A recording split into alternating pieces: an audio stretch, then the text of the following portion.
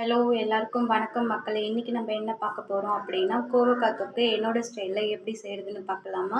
அதுக்கு முதல்ல கோவக்காவை சின்ன சின்ன பீசஸாக கட் பண்ணி ஃப்ரை பண்ணி வச்சுக்கணும். இந்த மாதிரி 3 பெரிய வெங்காயம், 3 பெரிய தக்காளி, பச்சை மிளகா, கருவேப்பிலை, சோம்பு, கிராம்பு, ஏலக்காய், பட்டை, இதை வச்சு தான் நம்ம இன்றைக்கி சூப்பரான கோவக்காய் தொக்கு செய்ய போகிறோம். இப்போ கோவக்காவை வறுத்த அதே கடாயிலேயே நம்ம இந்த ஸ்பைசஸை உள்ளே சேர்க்க போகிறோம். ஸ்பைசஸ் உள்ளே சேர்த்ததுக்கப்புறம் வெங்காயத்தை நல்லா வதக்கணும். வெங்காயம் வதங்குறதுக்கு கொஞ்சமாக இப்போ நம்ம உப்பு சேர்த்துக்கலாம்.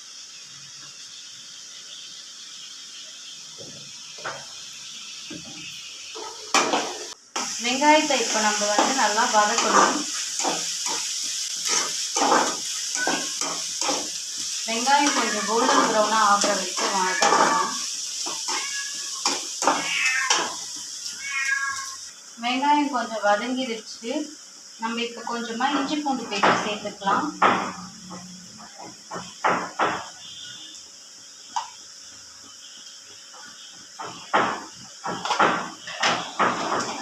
இப்போ அதெல்லாம் வெங்காயத்தோட மிக்ஸ் ஆகிற அளவுக்கு நல்லா வதக்கி விடலாம்.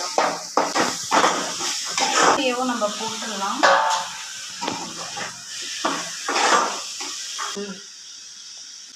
இப்போ தக்காளி கொஞ்சம் வேகிறதுக்காக மஞ்சள் தூளையும் உப்பையும் நம்ம சேர்த்தோம்னா தக்காளி சீக்கிரம் வெந்துடும்.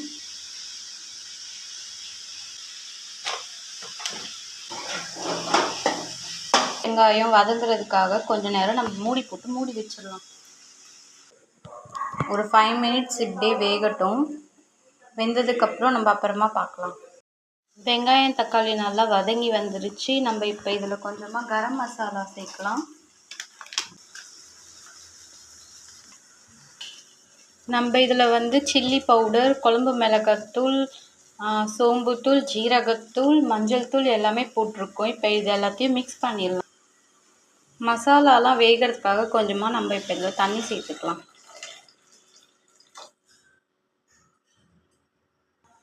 இந்த மசாலாலாம் கொதிச்சு வரட்டும். ஒரு 5 மினிட்ஸ் மூடிடலாம். 5 நிமிஷத்துக்கு அப்புறம் இப்போ நம்ம ஓப்பன் பண்ணி பார்க்குறோம்.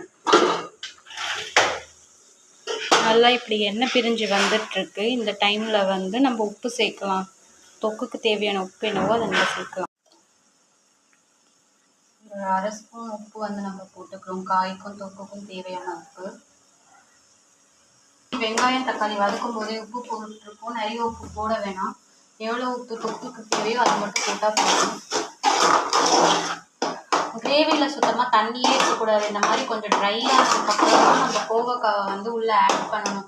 ஏன்னா நீங்கள் தண்ணியோடு இருக்கும்போது போட்டிங்கன்னா அது ஒரு மாதிரி சவுக்குன்னு இருக்கும்.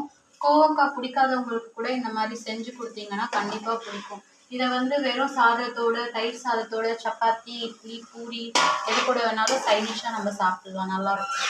நீங்கள் ஒரு தடவை செஞ்சு பார்த்துட்டு கமெண்ட்ஸில் உங்களோட ஒப்பீனியன் என்னவோ அதை ஷேர் பண்ணுங்கள். அவ்வளோதான் மக்களே, ஒரு 5 மினிட்ஸ் ஆயிடுச்சு. இப்போ நம்ம ஓப்பன் பண்ணி பார்க்கலாம். கோவக்காய் தொக்கு ரெடி ஆயிடுச்சு. ஒரு தடவை செஞ்சு பார்த்துட்டு உங்களோட ஒப்பீனியன் என்னவோ கமெண்ட்ஸில் ஷேர் பண்ணுங்கள். தேங்க்யூ.